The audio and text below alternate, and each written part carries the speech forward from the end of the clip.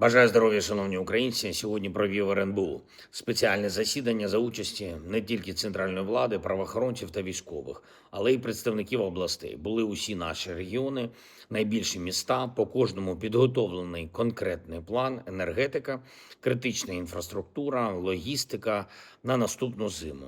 На жаль, крім Києва, столиця виявилась не готовою, але і цей виклик ми подолаємо. Фактично для усіх регіонів зараз одне та спільне завдання на наступну зиму, також на час найближчий.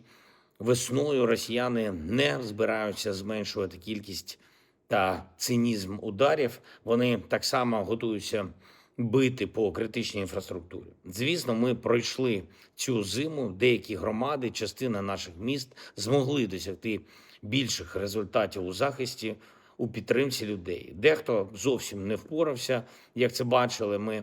Зараз треба взяти увесь найкращий досвід з регіонів, детальні завдання для військових та нашої дипломатії, реалізувати дві частини загальнодержавної стратегії. Саме підготуватись до ударів найближчим часом, підготуватись на наступну зиму так, щоб не було катастрофи проблем, як цієї зими. Альтернативи генерації та теплопостачанню, додаткові джерела енергії, реальний захист, враховуючи силу всіх загроз, все це має бути. Дякую кожному регіону, дякую кожному керівнику міст, всім українським громадам, які вже представили свої плани стійкості. Дякую уряду за роботу і цією зимою, і за правильний підхід в роботі на зиму наступну. Є те, що ми маємо зробити на своєму рівні в Україні. Конкретна робота – і це найбільші завдання у громад та у військових.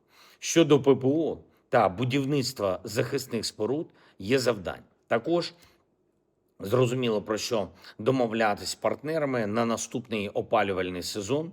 Я дякую «Нафтогазу», всім нашим українським енергетичним компаніям, кожній ремонтній бригаді, також Укрзалізниці, ДСНС України, всім, хто працював, щоб люди змогли пройти цю зиму.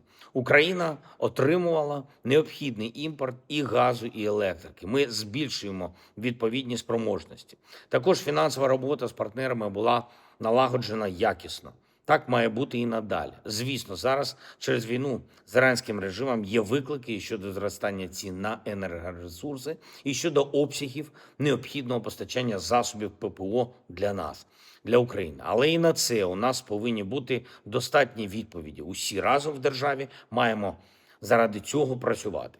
Говорив з Урсулою фон дер Ляєн, зокрема і по ситуації навколо Ірану, і по всіх викликах, також по наших двосторонніх питаннях з Євросоюзом. Україна виконує свої зобов'язання, і ми очікуємо також справедливого та щирого ставлення до України, до інтересів наших людей.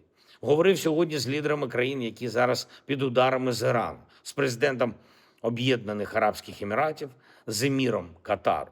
Ми продовжимо таку дипломатичну роботу з регіоном Близького Сходу і Затоки. Україна солідарна з усіма, хто протистоїть поширенню війн та насильства.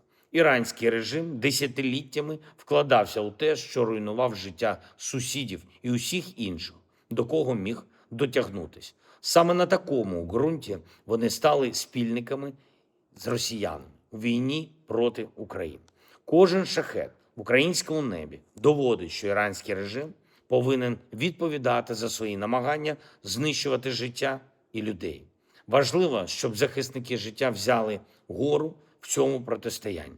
На рівні наших команд, української та команди Еміратів, команди Катару і інших держав, ми будемо визначатись, як всі разом можемо дати більше захисту життю. Українська експертиза в захисті від шахедів зараз найбільша в світі, і саме шахеди – найбільший виклик там, в регіоні. Зрозуміло, чому до України стільки звернень. Але будь-яка подібна співпраця для захисту наших партнерів може бути тільки без зменшення нашого власного потенціалу тут, в Україні. Війна Росії проти України триває. Російські удари тривають. Захист українців – це перший пріоритет. Дякую всім, хто з Україною. Слава Україні!